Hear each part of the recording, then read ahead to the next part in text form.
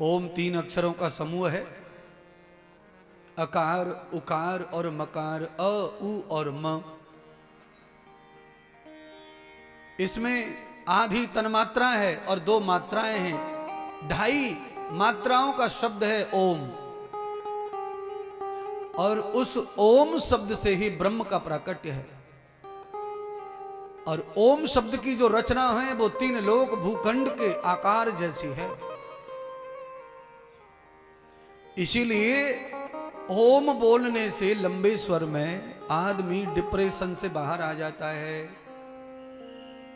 किसी को भूलने की आदत हो जाए, ज्यादा याद न रहता हो, जिनको पढ़ के याद नहीं रहता बच्चों को वो भी सुने, और जो भैया बहन हैं, माताएं बहनें हैं जो भूल जाती हैं बात बात, पुरुष भी भूल जाते हैं, उन लोगों को चाहिए कि वैद्य के पास न जाकर के भगवान की शरणागति ओम का जाप करें। ओम शब्द से लंबी ध्वनि में उच्चारण करने से पूरे ब्रेन का, पूरे माथे का सर्कुलेशन, रक्त का संचार बढ़ जाता है। और रक्त का संचार अनुमान मात्रा में शरीर को प्राप्त होना और आपके ब्रेन को प्राप्त होना, तो आपकी स्मृति का जो सिस्टम है वो अच्छा हो जाता है। आपके ब्रेन में खून की कमी आने लगती है ना, तब भूलने की आदत पड़ती है, तब आदमी भूल जाता है। जैसे लूज कॉन्टेक्ट, तार का हो, बिजली का हो, लूज कॉन्टेक्ट, लूज कॉन्टेक्ट होने से माइक की आवाज पूरी तरह समझ में नहीं आती है। ऐसे ही इधर लूज कॉन्टेक्ट हो जाए रक्त वाहिनियों का, तो फिर शब्द स्मृति पूरी तरह समझ नहीं रहती है, याददाश्त कम हो जाती है।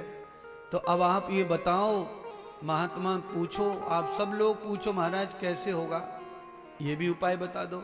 तो अब सुनो, यहां मैं पतंजलि ऋषि का नाम ले रहा हूं, क्योंकि जब भी कोई फार्मूला बताना हो तो किसी बड़े वैज्ञानिक का नाम लेना चाहिए।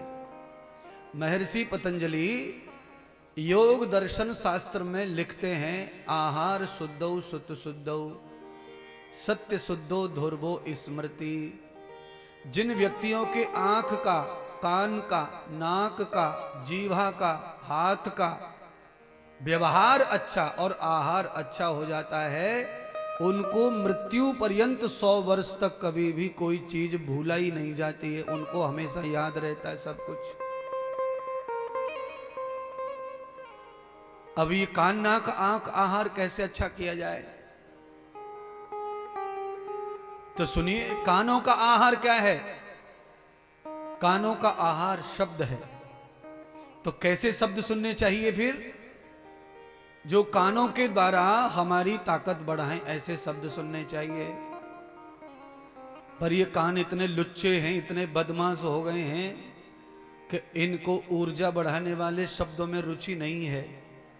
ऊर्जा कम करने वाले शब्दों में कानों को बड़ी रुचि होती है।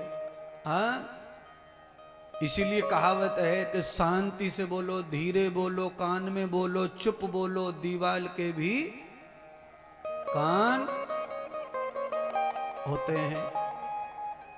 अब दीवाल के भी कान होते हैं, इसका मतलब क्या है? इसका मतलब यही है, कुछ बातें ऐसी रहती हैं जो किसी के साथ नहीं शेयर की जाती, किसी को पता ना चल जाए, पता ना चल जाए, किसी को पता ना चल जाए। ऐसी बात अगर कोई है तो वो बात ऐसी है कि वो बात चोर बात है, और उस बात से तुम्हें ऊर्जा नहीं मिलेगी, शक्ति नहीं मिलेगी, सामर्थ्य नहीं मिलेगा, बल नहीं मिलेगा।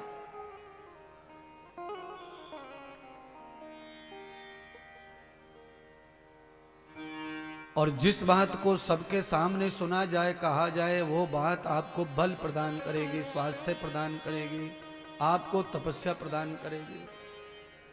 अच्छा बोलो, कथा चुपचाप सुनने की है कि सबके साथ सुनने की है?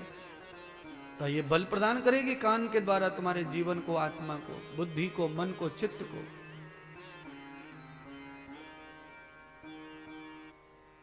महापुरुषों का दर्शन नेत्रों से होता है, नेत्रों का आहार है ये। नेत्रों में अगर महापुरुषों का दर्शन नित्य लिखा हुआ है और होता है तो आपके नेत्रों से ऊर्जा आपको प्राप्त होगी। कानों में अच्छी बात जाए तो ऊर्जा प्राप्त होगी। मुख से अच्छा बोला जाए, खाया जाए तो ऊर्जा अच्छी प्राप्त होगी, आनंद आता रहेगा। पर अच्छा बोलिए, आप सब लोग समझदार दिख रहे हैं मुझे काफी। आप सब लोग बताओ, जिस मुख से राम नाम लिया जाता हो उस मुख में तंबाकू खाना चाहिए? अंडा, मांस, मटन, बीड़ी सिगरेट, तंबाकू सिगरेट, बीड़ी, शराब नहीं। अब बोलो, मैं तो कुछ नहीं कह रहा, तुम ही बताओ। जिस मुंह से भगवान के मंत्र बोले जाएं उस मुंह में कैसे गंदगी डाली जाए? जिन हाथों से कभी हवन में आहुति लगाई है उन्हीं हाथों पे हाथी छाप घिस रहा है चूना लगा के।